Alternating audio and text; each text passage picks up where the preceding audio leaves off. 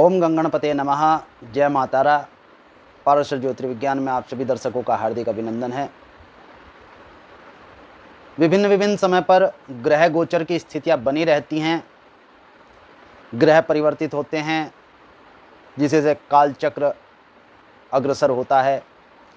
काल चक्र के अग्रसर होने से ही प्रतिक्रियाएं होती है और प्रतिक्रियाओं से ही घटना घटित होकर प्राणी मात्र जीवन का जीवन व्यतीत होता है। इसी स्थिति में 24 मई सन 2020 में बुध अपनी स्वयं राशि मिथुन राशि में गोचर करने जा रहे हैं। इसका मेष राशि के जातकों पर क्या प्रभाव होगा, इस विषय में वार्ता करते हैं।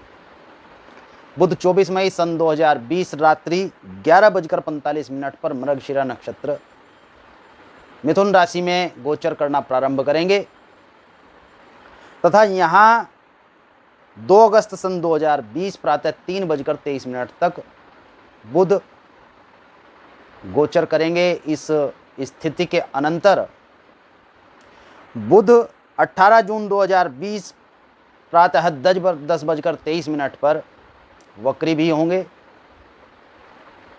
तथा यहाँ बुध 2 जुलाई सन 2020 दोपहर 1:50 तक वक्र गति से आचरण करेंगे। इसके बाद पुनः मार्गी हो जाएंगे तथा 2 अगस्त तक मिथुन राशि में ही गोचर करेंगे। इस अवस्था के अनंतर 22 जून सन 2020 में बुध आद्रा नक्षत्र में आचरण करेंगे तथा 23 जून को बुध वक्री भी हो जाएंगे। यहां 9 जुलाई तक बुध वक्री रहेंगे। 23 जून को बुध अस्त हो जाएंगे तथा 9 जुलाई तक बुध अस्त ही रहेंगे, अर्थात वक्री भी रहेंगे और अस्त भी रहेंगे। इस स्थिति के अनुसार मेष राशि के जातकों पर बुध तृतीय स्थान में गोचर करेंगे, तृतीय स्थान पर ही वक्री होंगे, जिसका प्रभाव मेष राशि के जातकों पर ग्रह का यह पड़ सकता है कि मेष राशि के जातकों को कुल तथा मान, परिवार, कुटुंब की स्थितियों में थोड़ी न्यूनता रह सकती है। धन के मार्ग, कारोबार में अटकलें, विशेष तौर पर कार्य क्षेत्र में प्रबंध करने की अवस्था। इस समय पर मेष राशि के जातकों का छुट्टियों पर जाने का मन हो सकता है, अर्थात मन को बहलाने, मन की स्थितियों को नियंत्रित करने के लिए आप पर्यटन करना चाहते हैं, परंतु इसका अवसर आपको न प्राप्त होने पर मन की थकान और अधिक बढ़ेगी। बुध जहां प्रबंध के देवता हैं, वहीं स्व राशि में स्थित होने से मेष राशि के जातकों को सहायता भी कम ही प्रदान कराएंगे। साहस की स्थितियों में न्यूनता प्रकट होगी।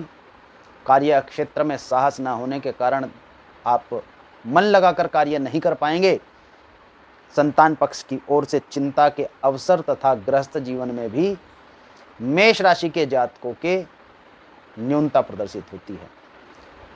जीवन साथी के स्वास्थ्य को लेकर आप चिंतित हो सकते हैं तथा इसके साथ साथ मेष राशि के जातकों पर उत्साह और साहस की कमी में जो कार्य की न्यूनता की अवस्था है, उसी से लाभ भी प्रभावित होगा।